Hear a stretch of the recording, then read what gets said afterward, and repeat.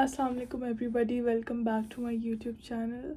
I hope you guys are doing well. This video is going to be basically a Q&A which about questions which students have asked so far on my in my comment section and my DMs. So I'm going to answer these questions. There are a lot of questions, so I will make this video in two parts, separately. It will have two parts. The first part I'll answer as many questions as possible. थोड़े थोड़े करके बताऊंगी ताकि सब सुन लें. जब video लंबी करती हूँ तो nobody listens, एंड तक देखते नहीं हो आप लोग, and then you keep on asking questions over and over again, जो कि मैंने ऑलरेडी आंसर कर दिए हुए हैं. But as you guys need help, I am there to help you, so I'll be answering them one by one. बहुत detail में explain करूँगी. I hope it is helpful for you. अब मैं DM से बिल्कुल रिप्लाई नहीं कर रही because it is becoming so difficult to take out time. इतने सारे सबके क्वेश्चन होते हैं, इतनी सारी चीज़ें होती हैं which I need to address, जिसके लिए मुझे टाइम नहीं मिलता. So I am cutting down on the DMs. बहुत मुश्किल हो रहा है रिप्लाई करना. आई स्वेयर एक बच्चे को इतने सारे क्वेश्चन होते हैं. I will be answering each question over here. फिर भी अगर कोई मसला है तो you can refer.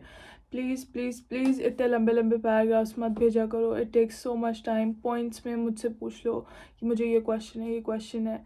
Don't send big paragraphs. It is very difficult to read them. ठीक है, so let's move into the video. I'll start answering your questions जो जिसने पूछा. First question which is very basic. किसी ने पूछा कि Turkey Burslari scholarship private universities के लिए है या पब्लिक यूनिवर्सिटीज़ के लिए है. Turkey Burslari scholarship is only focus for public universities.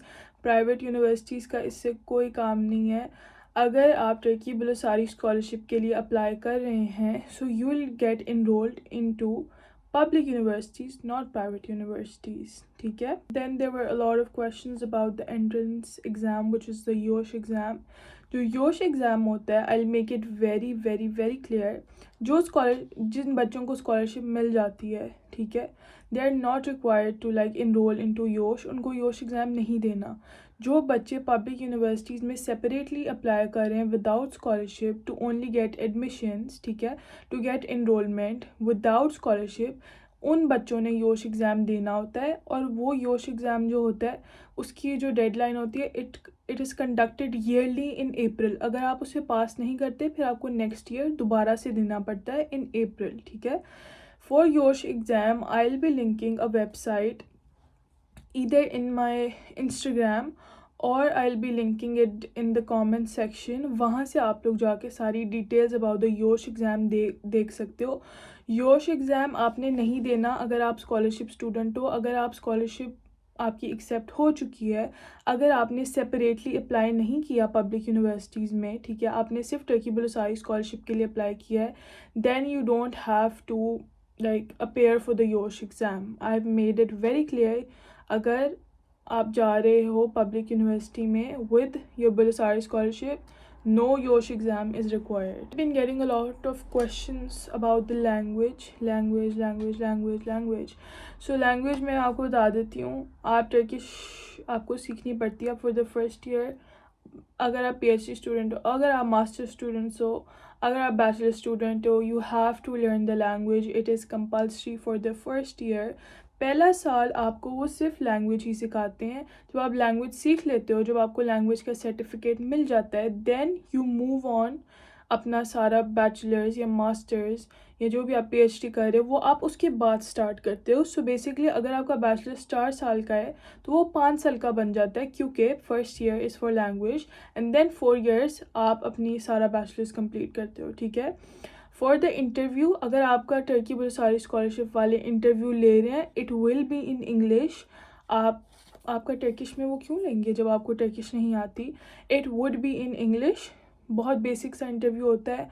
आपकी ही चोज़न चीज़ों में जो आपने अपनी फील्ड चूज़ की हुई है, एंड बहुत बेसिक क्वेश्चंस पूछते हैं. इट इज़ नॉट समथिंग के हम अपेयर नहीं हो सकते, दिया नहीं जाएगा. It is very easy, very basic. आप आराम से दे सकते हो और उसकी लैंग्वेज इंग्लिश होती है. It is not in Turkish. Please. कुछ बच्चे मुझसे एक सवाल पूछते हैं, इस पर मुझे इतनी शदीद हंसी आती है कि मुझे कोई कह रहा था कि अगर मेरे पास पासपोर्ट नहीं है और तो मैं अप्लाई कैसे करूँ? How do you even think of this कि आप कहीं अब्रॉड अप्लाई कर रहे हो, आपके पास पासपोर्ट नहीं है? ऐसा कैसे हो सकता है? When you are thinking of applying abroad, आपको सबसे पहला काम करना चाहिए, अपना पासपोर्ट बनवाना चाहिए। इस टाइम पे जब एप्लीकेशंस के क्लोज़ होने का टाइम आ गया है, 20 फरवरी को एप्लीकेशंस क्लोज़ हो रही हैं, some people are asking me अगर मेरे पास पासपोर्ट नहीं है तो मैं क्या करूँ? What should I answer about this? If you don't have a passport you can not apply. ठीक है, आप CNIC पे नहीं अप्लाई कर सकते। यार, आप लोग बहुत सारे क्वेश्चन पूछते हैं कि हमारा कोर्स सिलेक्शन में हेल्प कर दें, यूनिवर्सिटी सिलेक्शन में हेल्प कर दें। कोर्स सिलेक्शन आपकी अपनी मर्ज़ी है, आपने अपने फ्यूचर, आपने अपने थिंकिंग के अकॉर्डिंग पढ़ना है। अगर मैं आपको रिकमेंड करूँगी आप सुन लोगे, लेकिन आप आई डोंट नो आप उसको अप्लाई करोगे अपनी ज़िंदगी में या नहीं। सो जब आप अपना कोर्स सिलेक्ट कर रहे हो वो आपकी अपनी मर्ज़ी होनी चाहिए, ना फैमिली प्रेशर होना चाहिए, ना मेरी कोई ओपिनियन होनी चाहिए उसमें। It should be solely your opinion, your decision. मैं आपको कोर्सेज रिकमेंड नहीं कर सकती। It's like you who has to choose it for him और हर सेल्फ। ठीक है, मैं क्यों रिकमेंड करूँगी आपको? How can I be in your shoes and think कि मैं क्या कर सकती हूँ? So you need to think about these things by your self.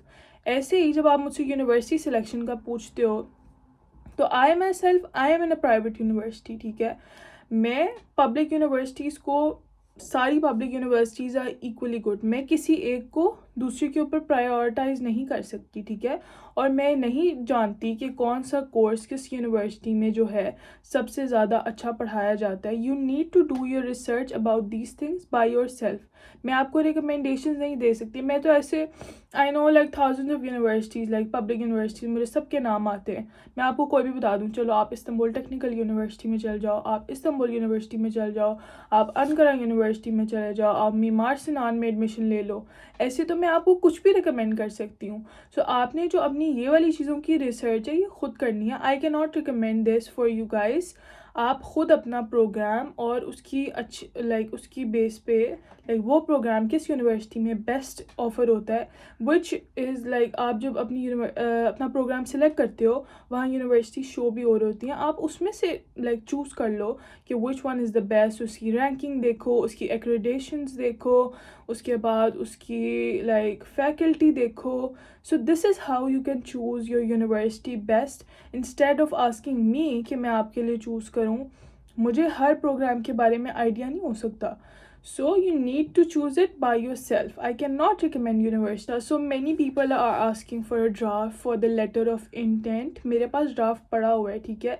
I'll forward you the draft on your email. जिसको letter of intent का draft चाहिए वो मुझे DM कर दे अपनी email and tell me that I need a draft for either the personal statement और the letter of intent, वो मैं आपको भेज दूँगी। फॉर प्रूफ रीडिंग मुझे काफ़ी बच्चे कह रहे थे कि हमारा प्रूफ रीड कर दें और ये कर दें वो कर दें।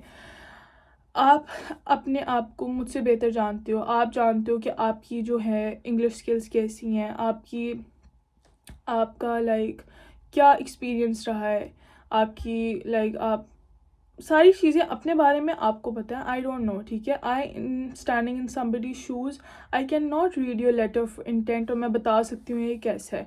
आपको अपनी कैपेबिलिटीज़ और एबिलिटीज़ का पता है, so you need to look at it by yourself. मैं प्रूफ रीड कर दूँगी, I have no problem. It takes a lot of time to proofread everyone's letter of intent. फिर कुछ बच्चे कहते हैं मेरी एप्लीकेशन पढ़ दें।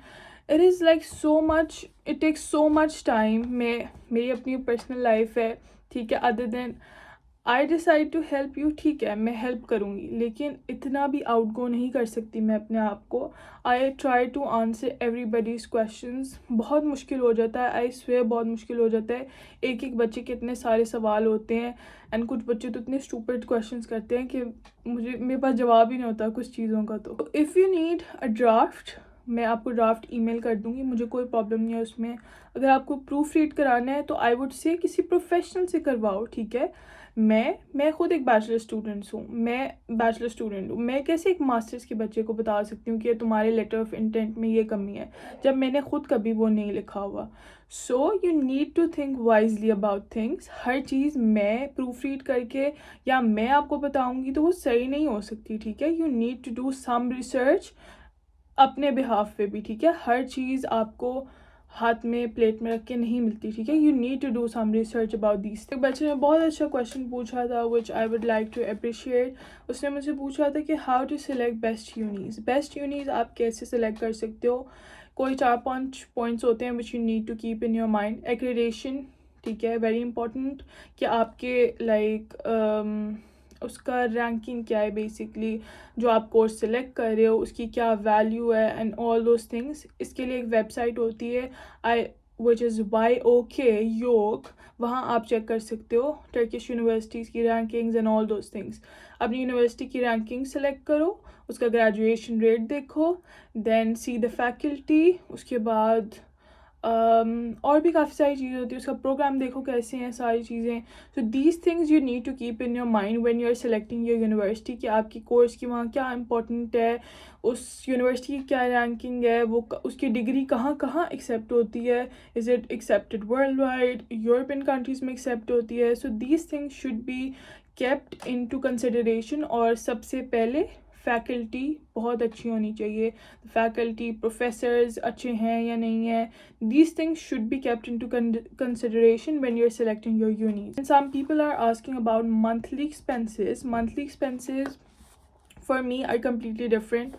मैं प्राइवेट यूनिवर्सिटी में हूँ. Why do I say universities again and again? मैं प्राइवेट यूनिवर्सिटी में हूँ, तो मेरे लिए तो like it's I have to like monthly मेरा रेंट आता है, and then I have to like I have living expenses. तो मेरा it is around 4 to 5 lakhs per month for only living here. Other than that आपकी जो फ़ी होती है private university की, that is too much. सो मेरा काफ़ी एक्सपेंसिव हो जाता है. बट फॉर पब्लिक यूनिवर्सिटीज़ अगर आपको स्कॉलरशिप मिली हुई है और आप एक बैचलर स्टूडेंट हो, you will get a stipend which is around 3500 TL. 3500 TL है, तो बाकी जो है आप पार्ट टाइम जॉब करके निकाल सकते हो अपने पैसे, या थोड़े बहुत. I don't think you need like more than 10,000 lira to survive, क्योंकि आपका डॉम जो होता है that is paid by the government. आप गवर्नमेंट डॉम्स में रह रहे होते हो, एंड देन हेल्थ इंश्योरेंस भी हुई होती है, you get a stipend, everything is paid by the government. So it's just like आपको खाने पीने के पैसे चाहिए होते हैं अपनी लाइफ गुजारने के लिए. सो वो आप अपना पार्ट टाइम वर्क करके भी निकाल सकते हो, which is like teaching English to like junior students. यहाँ स्कूल्स हैं वो काफ़ी स्टूडेंट्स को एक्सेप्ट करते हैं for teaching. You can teach mathematics, जो भी आपको लाइक सूट करे आप वो जॉब कर सकते हो, और काफ़ी अच्छे पैसे मिल जाते हैं कि आपका लाइक 10-11,000 लीरा मिल जाता है कि आपका सर्वाइवल हो जाए, and then you have a stipend as well, और आपको रेंट भी नहीं देना. So it is very like cheap when you are on a scholarship. अगर आप स्कॉलरशिप के बगैर हो और आप एक पब्लिक यूनिवर्सिटी में हो, तब भी आपके लिए वो चीप होगा. पब्लिक यूनिवर्सिटीज़ की फ़ी $1,000-1,500 से ऊपर नहीं होती. बट अगर आप फिर आपको स्कॉलरशिप नहीं मिली, you will have to stay in a dorm या फ्लैट. उसके चार्जेस होंगे विच इज़ अराउंड लाइक, अगर हम मिनिमम से मिनिमम भी करें, which is around for a flat एक रूम के लिए इट इज़ 10,000 लीरा, 12,000 लीरा. और उसके बाद जो है डॉम्स जो होते हैं, डॉम्स आर वेरी एक्सपेंसिव, और पाकिस्तानी बच्चे डॉम्स में नहीं रह सकते. इट इज़ वेरी डिफ़िकल्ट, बहुत ही अजीब लाइफ होती है, like you can not live there. So अगर आप सोली स्कॉलरशिप पे हो तो आप सर्वाइव कर सकते हो by doing part time job, ठीक है. लेकिन अगर आप स्कॉलरशिप के बगैर आ रहे हो इन पब्लिक यूनिवर्सिटीज़, फिर आप सिर्फ पार्ट टाइम जॉब से नहीं सर्वाइव कर सकते. You need some money from home as well, कि आपके साथ कोई अकोमोडेट करे. चलो, तो कुछ क्वेश्चंस थे अबाउट एज लिमिट, क्राइटेरियाज.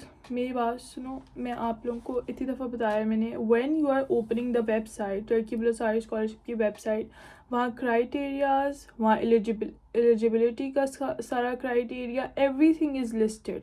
तो आप इतना तो काम कर सकते हो ना, आप जाके देख सकते हो कि अगर आप 21 ईयर्स के हो और उनकी एज लिमिट है 21, तो आप अप्लाई कर सकते हो. लेकिन अगर आप 21 के थे इन 2024 and now it's 2026, so you are 24 now और 23 नाउ, आप नहीं अप्लाई कर सकते. Same is the case with, अगर आप उन्होंने कहा है कि हमें 70% मार्क्स चाहिए एंड यू आर सेइंग कि मैं 50% या 60% मार्क्स के साथ अप्लाई करूँगा, तो दैट इज़ नॉट पॉसिबल.